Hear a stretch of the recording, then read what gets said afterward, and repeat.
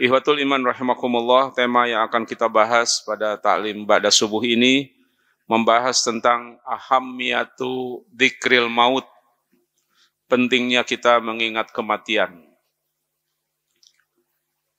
Rujukan ayatnya di surat Jum'ah, surat 62 ayat 8.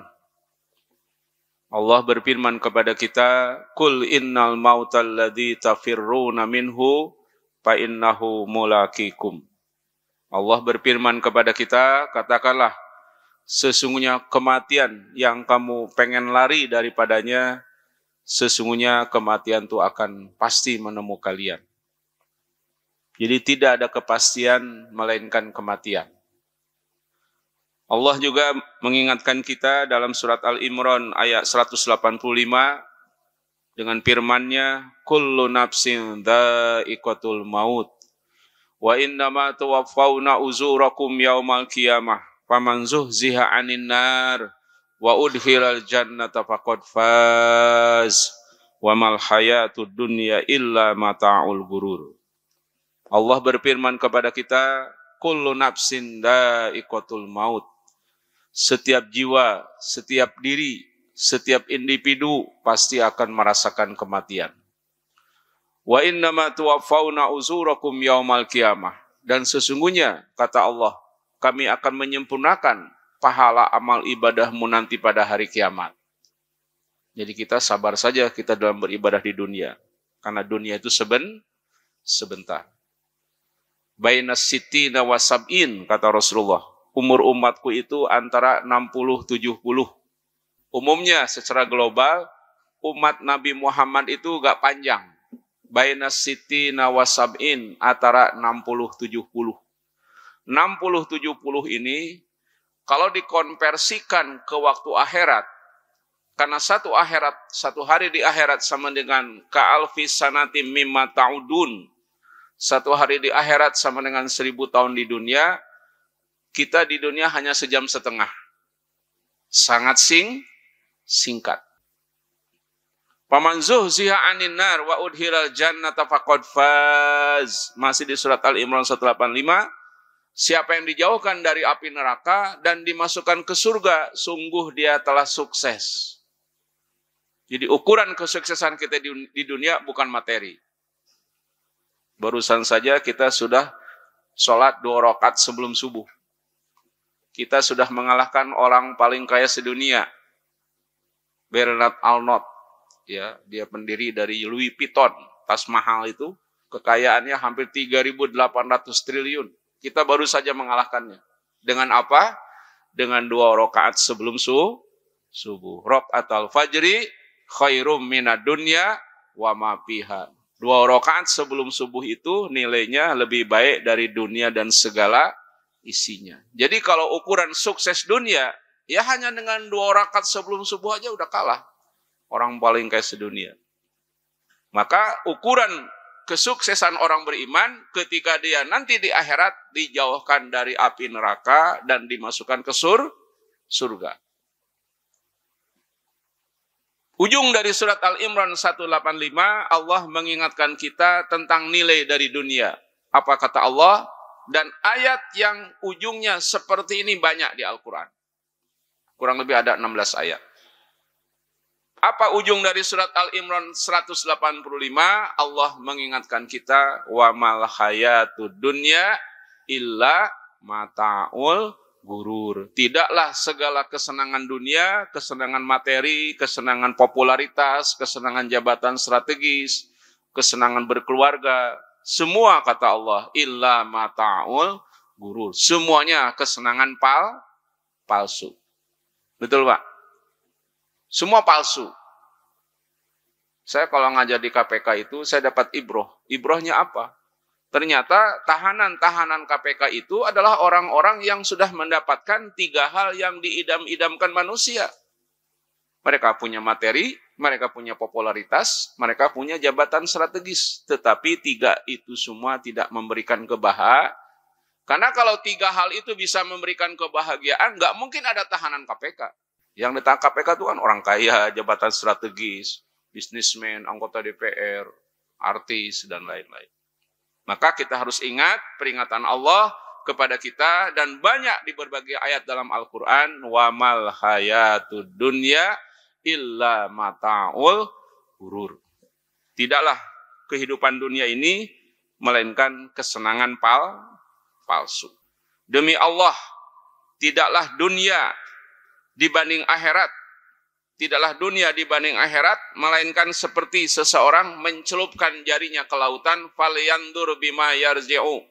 Kalau kita mencelupkan jari di lautan, kita angkat hanya tetesan air. Tetesan air itulah dunia.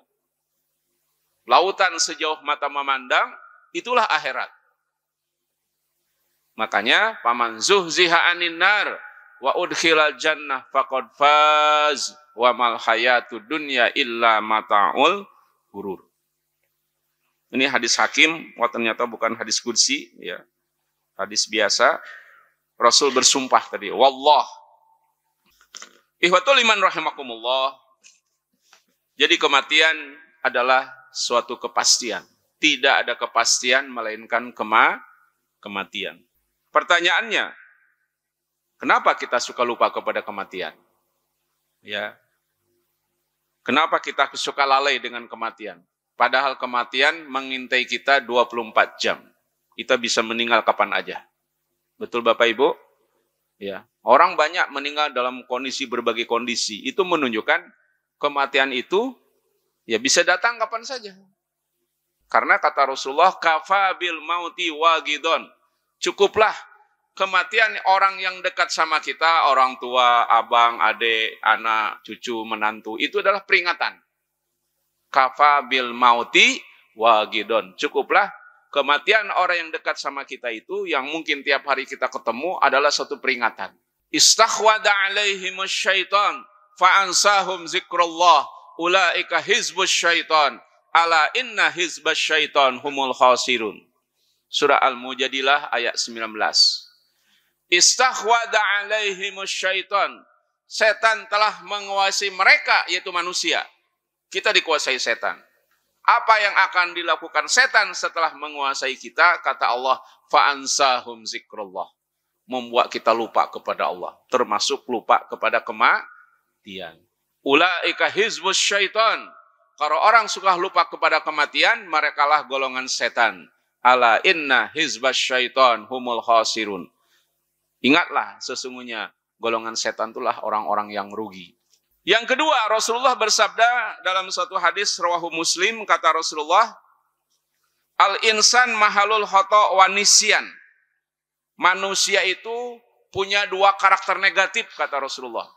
Jadi manusia itu punya dua karakter negatif. Dan ini ada pada diri kita, termasuk pada diri saya. Apa dua karakter negatif dari manusia yang menyebabkan kita suka lupa kepada kematian kita? Kata Rasulullah, al-insan mahalul khata' wa nisyan. Manusia itu tempatnya lupa dan salah. Jadi kita suka lupa. Maka salah satu fadilah hadir di majlis taklim seperti ini, agar kita tidak lupa. Termasuk lupa kepada kematian. Jadi ketika malaikatul maut akan mencabut nyawa seseorang, dia protes. Wahai malaikatul maut, kenapa engkau tiba-tiba mencabut nyawa aku? Kata malaikatul maut, aku tidak tiba-tiba mencabut nyawa engkau. Allah telah memberikan peringatan kepada kamu. Apa peringatannya? Melalui penyakit. Ya. Penyakit itulah nanti yang menghantarkan kita kepada kematian kita. Cuma kita suka lalai. Jadi kata malaikatul maut, Allah tidak langsung mencabut nyawa kalian. Allah memberikan peringatan. Cuma kita lalai. Ini mungkin jarang kita dengar. Saya pun baru kurang lebih setahun baca hadis ini. Kata Rasulullah begini. Kata Allah, ini hadis kursi. Ya bna Adam, kata Allah. Wahai anak Adam. Tu'ti kulla yaumin birizkika wa anta tahzan. Wahai anak Adam, kata Allah. Aku memberikan kepada engkau kulla yaumin, setiap hari, birizkika, rizki kepada engkau. Wa anta tahzan. Sedangkan kamu selalu sedih, selalu mengeluh, selalu komplain sama Allah. Padahal tiap hari Allah memberikan rizki. Ya. berupa kesehatan, harta, dan lain-lain. Wa yankus kulla yaumin min umrika wa anta tafroh. Dan aku kurangi setiap hari umur engkau, sedangkan engkau selalu gembira. Nah itu tadi, penyakit manusia itu suka lupa. Kata Allah, wa yankus, aku kurangi setiap hari umur engkau, sedangkan engkau gembira. Pada tiap hari, setiap langkah kita, memastikan kita akan masuk alam kubur. Kita lupa. Ini ada hadis lagi, Rasul bersabda. Ya. Ida aradallah bi abdihi khairan. Kata Rasulullah, apabila Allah menginginkan kepada seorang hamba suatu kebaikan, ista'malahu, diberikannya motivasi untuk beramal. Maksudnya beramal soleh. Jadi apabila Allah pengen memberikan kebaikan pada seorang hamba, Allah memberikan motivasi untuk beramal soleh. Bukannya jabatan, bukannya popularitas, bukannya materi. Qalu kaifa yasta'miluhu, sahabat bertanya bagaimana dia beramal. Qala, sabda Rasulullah, yuwaffiqahu bi amalin sholih qabla mautihi. Yuwaffiqahu, diberikannya kekuatan untuk beramal soleh sebelum kematiannya. Jadi salah satu keutamaan yang Allah berikan kepada hambanya, diberikan motivasi hamba untuk beramal. Kak sahabat nanya, bagaimana beramalnya? Diberikannya yuwaffiqahu, diberikannya kekuatan untuk beramal soleh sebelum kematiannya. Ingat kepada kematian, hadis rawahu Muslim. Tadi hadis rawahu Tirmizi. Kata Rasulullah, yatba'ul mayyit salasatun. Yang akan mengikuti kita nanti pas kita meninggal ada 3, kata Rasulullah. Ya, karena kematian itu pasti. Yarji'u isnani wa yabqa wahid. Pulang yang 2 itu, yang tinggal cuma 1. Ini Rasulullah mengingatkan kepada kita. Yatba'uhu ahluhu wa maluhu, yang mengikutinya harta dan anaknya. Wa amaluhu, dan amalnya. Payarji'u ahluhu wa maluhu, maka kembali keluarga dan hartanya. Wa yabqa amaluhu, yang tinggal cuma amalnya.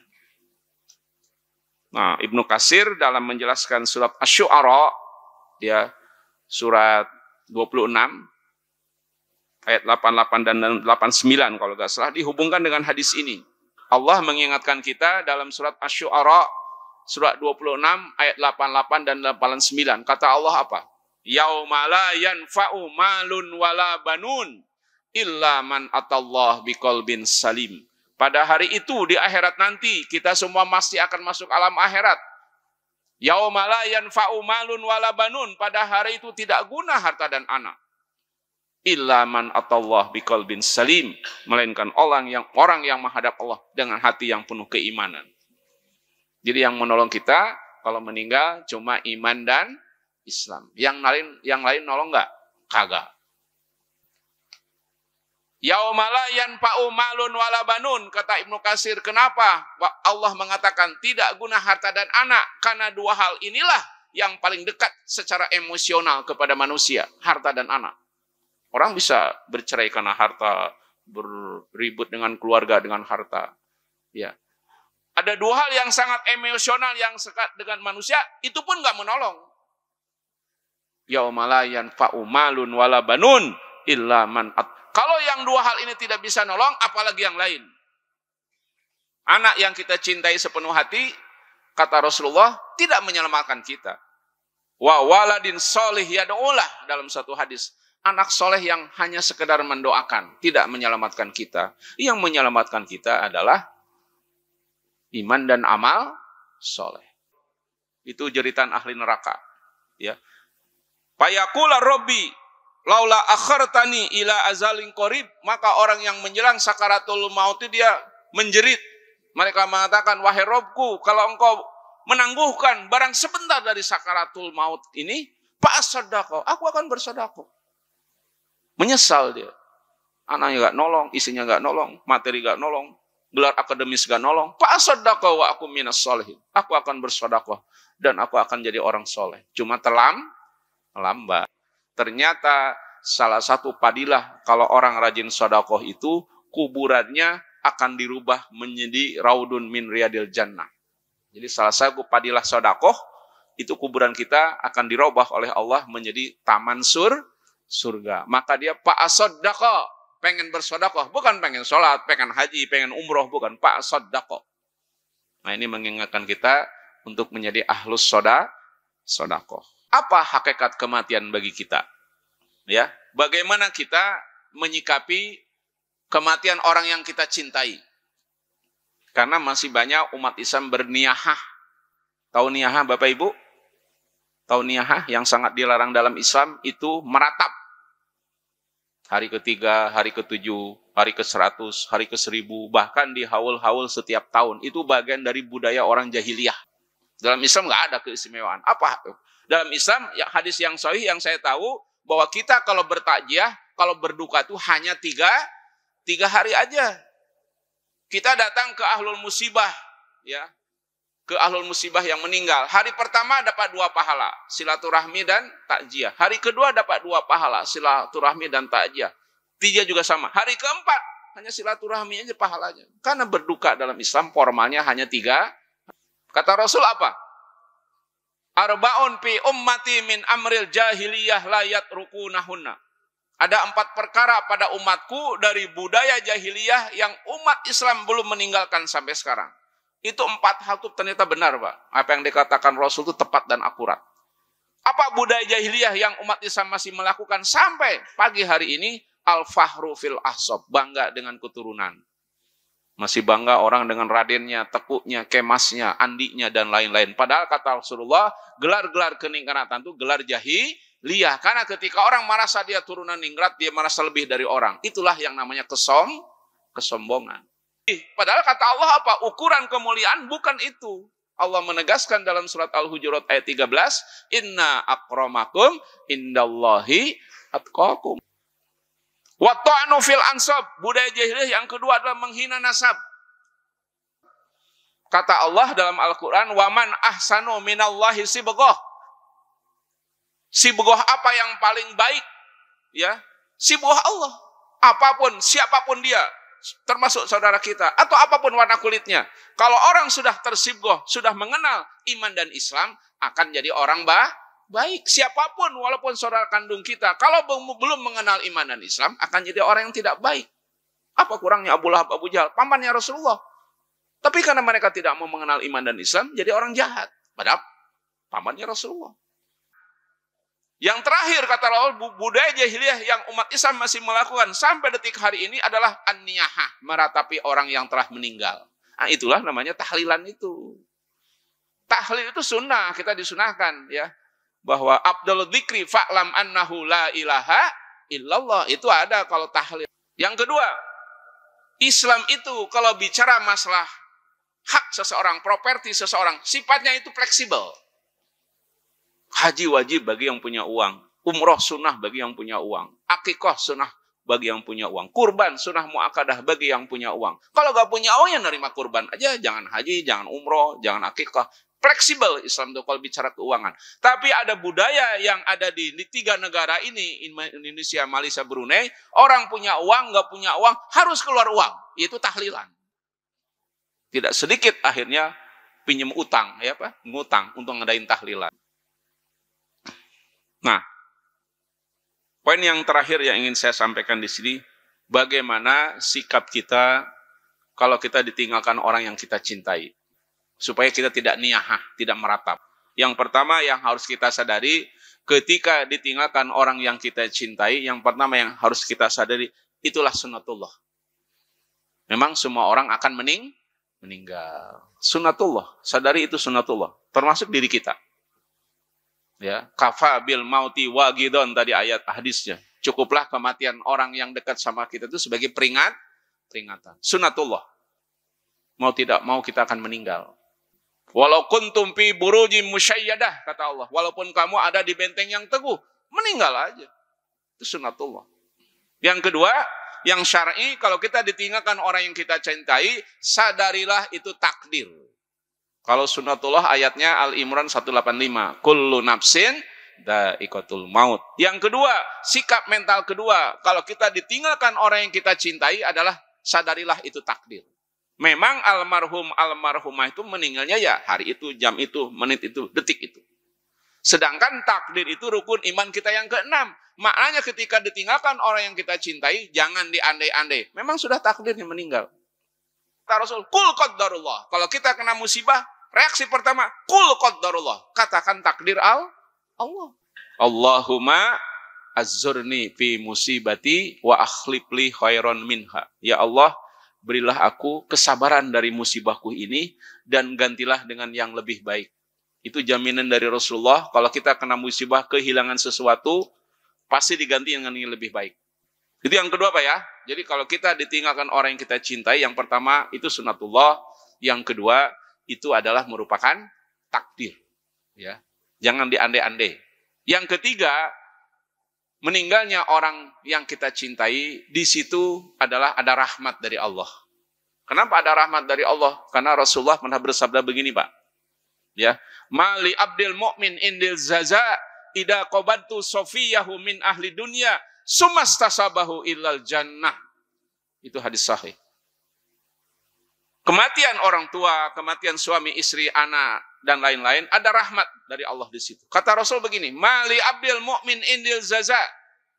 Tidak ada hambaku yang beriman, dia akan dapat pahala di sisinya. Indil zaza ida qabantu sofiyahu min ahli dunya.